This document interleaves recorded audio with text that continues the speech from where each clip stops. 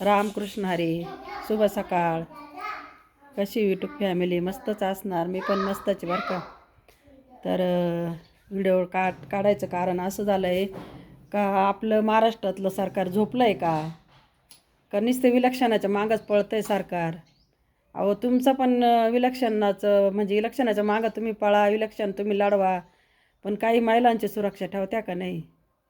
काय चाललं आहे सरकारचं महाराष्ट्रामध्ये? सगळ्या महिलांवर काय काय अत्याचार होऊ राहिला. अहो 3 वर्षापासून सुरुवात झाली ना, 3 वर्षाच्या मुलीपासून सुरुवात झाली तर 13, 14, 7, 5 काय चाललं आहे सरकार? काय करतं आहे? प्रत्येकाला देवाने लेकी बाळी दिलेलं आहे ना, तर लेकी बाळींचं काहीतरी संरक्षणासाठी काहीतरी करा सरकारला म्हणा. नुसते निवडून यापुरते नका उड्या मारत जाऊ.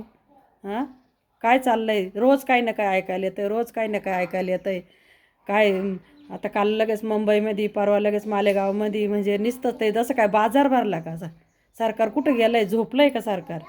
महिलांचा बाजार भरावला आहे का? कशासाठी बेटी बचाव करताय? कशासाठी करताय? काय काय सवलती काढताय महिलांच्या पोरींसाठी? काय काय सवलती काढताय? बेटी बचाव, पोरीच्या नावावर एवढे पैसे देऊ, तेवढे देऊ, पोरीला लग्नाला खर्च देऊ, पोरीसाठी मंत्रालयात पोरीचे मामा उभे आहे. कशासाठी उभे आहे मंत्रालयामध्ये? कशाचे उभे आहे? तुम्ही फक्त तुमचं निवडून यापुरते उभे आहे मंत्रालयामध्ये. तुम्ही कोणाचं संरक्षण ठेवलं आहे आत्तापर्यंत? किती काय काय ऐकायला येऊ राहिलं. किती मुलींवर अत्याचार होऊ राहिला. मुलींना शाळा कशा शिकवायच्या, लोकांनी मुली सांभाळायच्या कसे, आणि मुली घरी ठेवून लोकांनी कामाधंदे कसे करायचे, पोटं कसे भरायचे? काय करतं आहे सरकार? काय करतं आहे? महाराष्ट्रामध्ये बाजार भरावला आहे महिलांचा असं म्हटलं तरी चालेल ना. काय काय अत्याचार चालला आहे? आहे का एका तरी महिलेला आहे का सुरक्षा? रोज रोज रोज ऐकायला येतं आहे. तुम्ही त्यांना तर कोर्टात नेत्या कशाला? तुम्ही त्यांना ज्या गावात घडलं त्या गावामध्ये भर चौकात त्यांना फाशी जाळा ना, उभं पेट्रोल टाकून जाळा ना त्यांना.